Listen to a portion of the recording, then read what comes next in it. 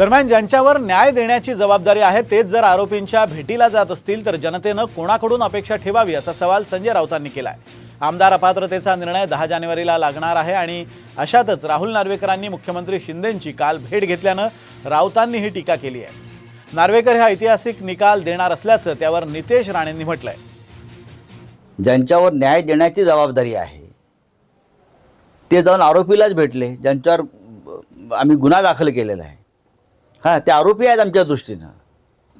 त्यांनी या महाराष्ट्राची लोकशाही अनेक गोष्टी पायदळी तुडवल्या, ते गुन्हेगार आहेत। 1.5 वर्ष राज्य करतात बेकायदेशीर लोक, हे गुन्हेगारी स्वरूपाची लोक। आम्ही काय अपेक्षा करणार?